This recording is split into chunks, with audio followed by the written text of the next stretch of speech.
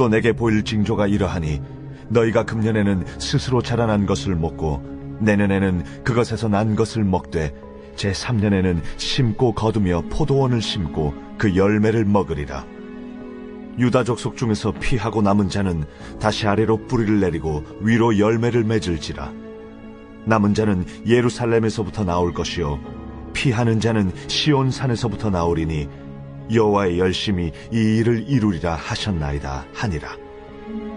그러므로 여호와께서 아수르 왕을 가리켜 이르시기를 그가 이 성에 이르지 못하며 이리로 화살을 쏘지 못하며 방패를 성을 향하여 세우지 못하며 치려고 토성을 쌓지도 못하고 오던 길로 돌아가고 이 성에 이르지 못하리라 하셨으니 이는 여호와의 말씀이시라.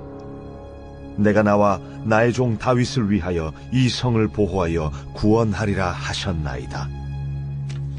이 밤에 여호와의 사자가 나와서 아수르 진영에서 군사 18만 5천 명을 친지라. 아침에 일찍이 일어나 보니 다 송장이 되었더라. 아수르 왕 산헤립이 떠나 돌아가서 니느웨에 거주하더니 그가 그의 신 니스록의 신전에서 경배할 때에 아드람멜렉과 사레셀이 그를 칼로 쳐 죽이고 아라라 땅으로 그들이 도망하매 그 아들 에살핫돈이 대신하여 왕이 되니라. 제가 오늘 다룰 본문의 내용은 29절부터 34절의 6절 내용인데요. 왜 그러냐 하면 제가 이제 큐티를 하려고 이 본문을 가만히 들여다보고 있는데 이게 내용이며 말씀의 구조가 너무 익숙한 거예요. 그래서 제가 생각하는 게 내가 이 내용을 어디에서 봤지? 왜 내가 이 본문이 이렇게 익숙하지? 이 생각을 하다가 딱 기억이 난 게 뭐냐면 이 본문이 시편 1편하고 완전히 똑같은 거예요. 그러니까 여러분께서도 오늘 말씀을 펴서 시편 1편과 오늘 본문을 비교해 보시면 이게 얼마나 똑같은지를 보게 되는데요. 자, 시편 1편과 오늘 본문 열왕기하 19장 29절에서 34절은 둘 다 6절로 이루어져 있어요. 그런데 그 내용의 구성이 어떠하냐? 시편 1편 1절에서 3절은 복 있는 사람을 말해요. 그런데 4절에서 6절은 악인을 말합니다. 그런데 오늘 우리가 보는 이 본문도 29절부터 31절은 히스기야를 말해요. 그런데 32절부터 34절은 아수르 왕에 대해서 말합니다. 그런데 시편 1편의 의인이 받게 될 복이 뭡니까? 이렇게 약속하시죠. 그는 시냇가에 심은 나무가 철을 따라 열매를 맺으며 그 잎사귀가 마르지 아니함 같으니 그가 하는 모든 일이 다 형통하리로다 이래요. 그런데 오늘 본문 29절에서 31절을 보면 히스기야가 받는 복이 뭡니까? 유다 족속 중에서 피하고 남은 자는 다시 아래로 뿌리를 내리고 위로 열매를 맺을지라 이러십니다. 반면에 두 본문 다 악인의 미래에 대해서 이야기를 하는데요. 시편에서 말하는 악인의 운명이 뭡니까? 이렇게 말씀하시죠. 악인들은 바람에 나는 겨와 같아서 심판을 견디지 못하며, 여기가 중요합니다. 죄인들은 의인들의 모임에 들지 못하리로다 그러십니다. 그런데 오늘 본문에서 말씀하시는 아수르 왕의 운명이 뭡니까? 그가 예루살렘 성에 이르지 못하며, 이르러 활을 쏘지 못하며, 방패를 성을 향하여 세우지 못하며, 치려고 토성을 쌓지도 못하고 오던 길로 돌아가리로다 라고 하세요. 뭐죠? 오늘 아수르 왕이 견디지 못하는 심판을 받는데 그 심판이 뭐냐? 의인들의 모임인 예루살렘 성에 들어가지를 못하는 거예요. 그러니까 시편의 관점에서 볼 때 오늘 히스기야는 어떤 사람이냐? 그는 복받은 사람이에요. 그런데 우리가 오늘 본문이 있기 전까지 히스기야의 기록을 보자 이거죠. 그는 정말 복받은 사람입니까? 아수르가 쳐들어오기 전까지만 해도 히스기야의 삶은 그래도 괜찮았어요. 그런데 아수르가 쳐들어오자 이때부터 삶이 망가지기 시작해요. 그가 이 침공을 막기 위해서 성전에 있는 금을 다 모아서 비굴하게 상납을 했고, 그럼에도 불구하고 아수르 군대가 몰려와서 예루살렘 성을 에워쌌는데 그 상태에서 랍사게에게 얼마나 수치스럽고 모욕적인 말을 듣는지 몰라요. 완전히 백성들 앞에서 스타일이 국입니다. 그러자 그는 왕의 옷을 찢고 베옷을 입으면서 스스로 가난의 자리로 내려갔고, 하나님께 창자가 끊는 애통함으로 울었어요. 여러분, 이게 복입니까? 그런데 성경은 분명히 히스기야가 복받은 사람이라고 말하고 있는 거예요. 그러면 히스기야가 오늘 받았다는 복이 뭔가? 바로 그게 히스기야를 구원으로 이끈 복, 가난함과 애통함이라는 팔복을 받은 거예요. 그러면 우리가 여기서 한번 해봐야 되는 질문이 이거예요. 그게 뭐냐면 왜 사람은 기복이 아니라 팔복을 받아야 구원의 열매를 맺는 건가? 그건 우리가 히스기야와 아수르 왕이라는 이 두 사람에게서 공통적으로 나타나는 그 죄성을 보면 알 수가 있는 거예요. 자, 히스기야는 하나님을 경외하는 신자예요. 그리고 아수르 왕은 하나님을 전혀 모르는 불신자예요. 그런데 이상한 게 신자든 불신자든 할 것 없이 두 왕에게서 공통적으로 나타나는 인간의 선천적인 죄성 세 가지가 있어요. 그게 뭐냐? 육신의 정욕, 안목의 정욕, 이생의 자랑이에요. 뭐 아수르 왕이야 이 세 가지 죄가 다 있는 것은 분명하죠. 당연한 건데 그러면 히스기야 안에도 이 세 가지 죄가 있는가? 여러분이 가만히 보시면 히스기야는 전성기 때 하나님이 주신 승리와 번영을 맛봐요. 그런데 그가 거기서 만족을 못해요. 그래서 경계를 넘어서서 아수르를 배신합니다. 이게 그 안에 있는 육신의 정욕이에요. 그리고 이상한 게 그가 유독 이집트와의 관계를 끊지를 못해요. 그런데 그 이유가 뭐냐면 이집트는 태양신을 섬기는 나라답게 눈에 보이는 화려함이 있어요. 그들은 늘 몸을 금으로 치장했고 남자들을 짙은 화장을 하고 다녔어요. 그런데 히스기야가 그들의 외모를 그렇게 좋아했어요. 이게 히스기야 안에 있는 안목의 정욕이고, 그리고 결정적으로 우리가 월요일 본문에서도 보시겠지만 히스기야가 잠깐 병이 드는데 그 병 들었다는 소식을 듣고 바벨론 왕이 위로하는 사신을 보내요. 그런데 이해를 못하는 게 뭐냐면 그가 이유도 없이 사신들을 자기 창고로 데려가더니 자신에게 있는 모든 보물들을 다 보여주면서 그렇게 자랑을 해요. 그런데 이게 훗날 바벨론 침공의 원인이 됩니다. 그러니까 그에게는 특별히 이 이생의 자랑이라는 죄성이 그렇게 강했어요. 그러니까 신자나 불신자나 할 것 없이 인간이 태어날 때부터 가지는 죄성이 뭐냐? 바로 육신의 정욕, 안목의 정욕, 이생의 자랑이에요. 이거는 아수르 왕에게도 있었지만 택제라는 히스기야에게도 있었어요. 그런데 이런 죄성을 가진 인간을 향한 하나님의 심판이 뭐냐면 이 세 가지 죄를 다루지 않고 그냥 유기하시는 거예요. 그러면 이 죄를 내버려 두면 어떻게 되는가? 살아가는 날 동안 이 죄성은 우리 안에서 무섭게 자라나요. 그리고 그 욕구가 미친 듯이 팽창을 하기 시작합니다. 그런데 이 세 가지 죄성이 팽창하면 할수록 일어나는 일이 뭐냐? 이게 사람에게 견딜 수 없는 심판이 되면서 이 세 가지 죄성이 우리 삶을 지옥으로 만드는 거예요. 예를 들어서 우리가 살면서 종종 문제의 원인을 잘못 짚는 오류를 범할 때가 있거든요. 저는 이 비만 있는 사람들이 하는 시술 중에서 가장 이해가 안 되는 시술이 뭐냐면 지방 제거 수술이에요. 저는 도대체 이걸 왜 하는지 모르겠는 거예요. 왜냐하면 여러분은 우리 비만과 성인병의 원인이 정말 지방 때문이라고 생각하십니까? 그런데 우리가 이 내 몸에 쌓인 지방의 본질을 좀 알아야 되는데요. 여러분, 우리 몸에 왜 지방이 쌓입니까? 우리는 음식을 통해서 생존에 필요한 에너지를 얻는데 문제는 우리가 에너지를 만드는 데 필요한 양보다 훨씬 더 많이 먹는다는 거예요. 그러면 몸은 먹고 남은 그 영양분을 지방으로 만들어서 몸에 저장을 합니다. 그러니까 만약에 내가 생존하는 데 필요한 만큼만 먹고 절제하면 절대로 몸에는 지방이 쌓이지가 않아요. 그런데 우리는 늘 몸이 요구하는 것보다 훨씬 더 많이 먹어요. 그것 때문에 지방이 쌓이는 거예요. 그러니까 문제는 지방 자체가 아니라 먹어도 만족이 안 되는 내 식탐이고, 식탐이 해결되지 않는 한 내 몸의 비만과 성인병은 사라질 수가 없는 거예요. 식탐이 내 몸을 병들게 하는 원인이에요. 마찬가지로 내 안에 세 가지 죄성이 사람 안에서 무섭게 팽창할 때 일어나는 일이 뭐냐?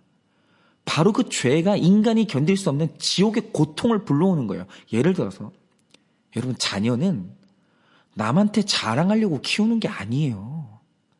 자식은 천국 보내기 위해서 내가 잠깐 양육하는 거고, 자녀들은 살아서 숨쉬고만 있어줘도 고마운 존재들인 거예요.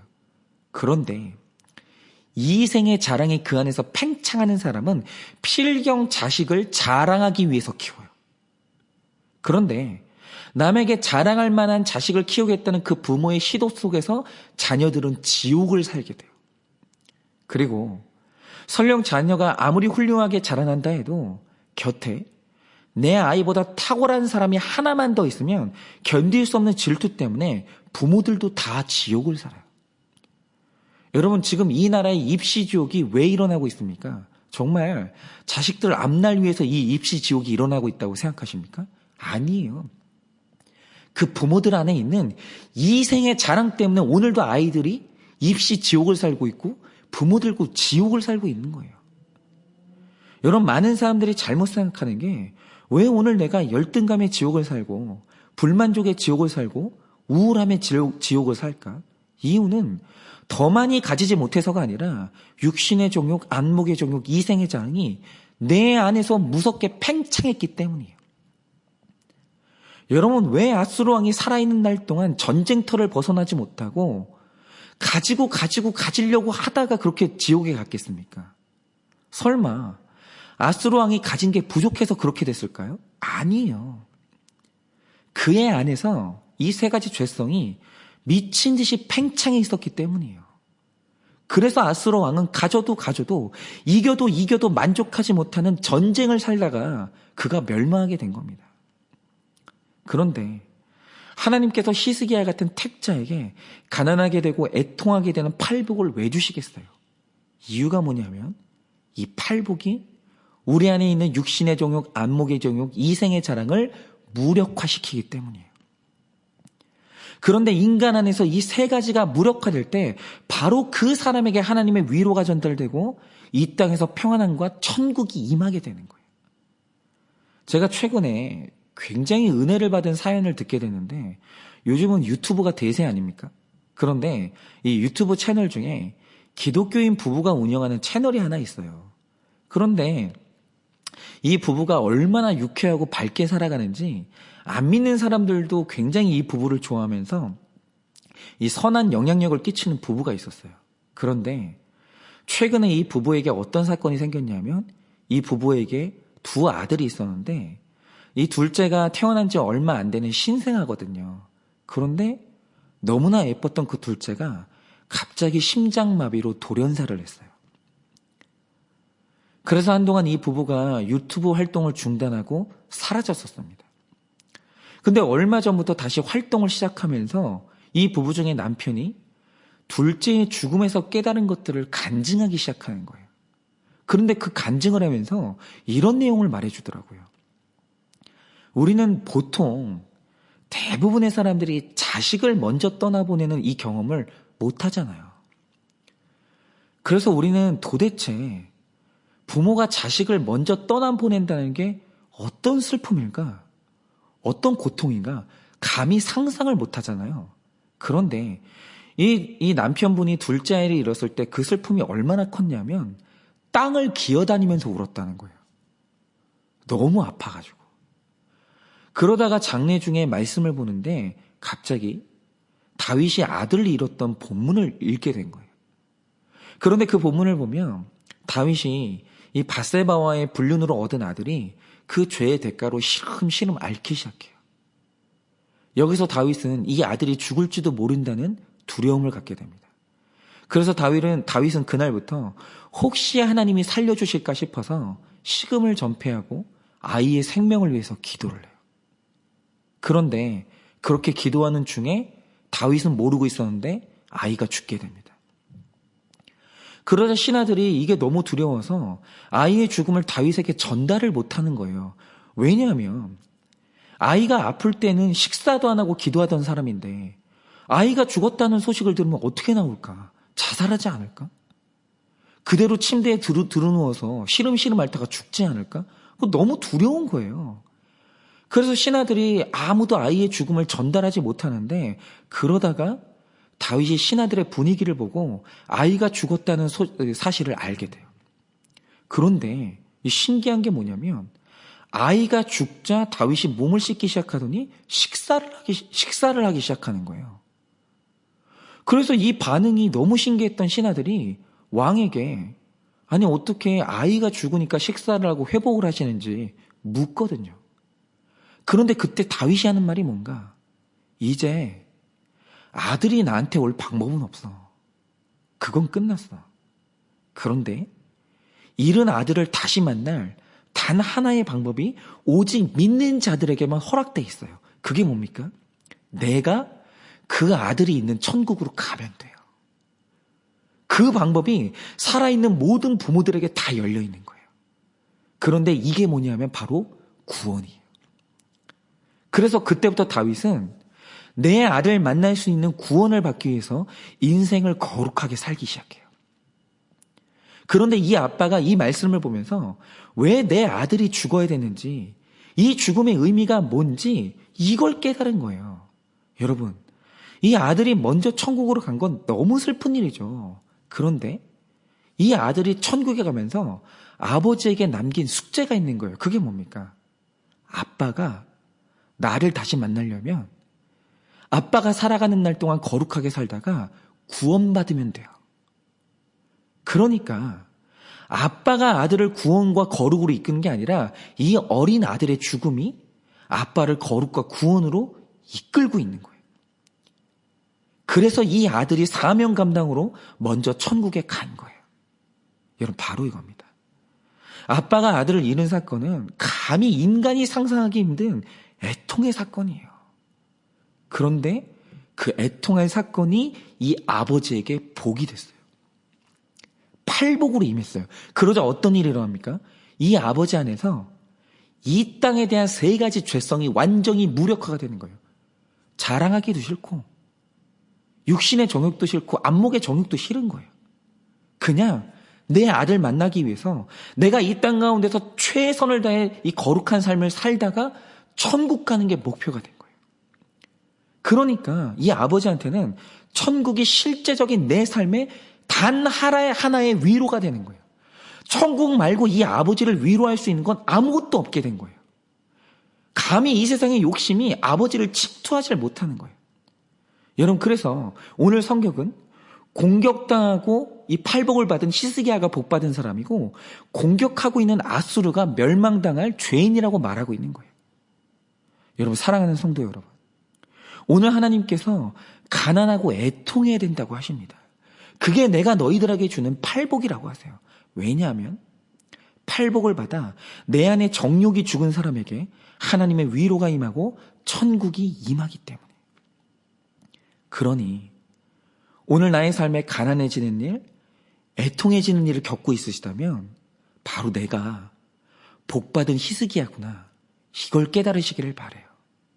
그리고 오늘 이 말씀이 하나님의 위로가 되어 여러분을 다시 일으켜 세우시기를 예수님의 이름으로 축원을 드립니다.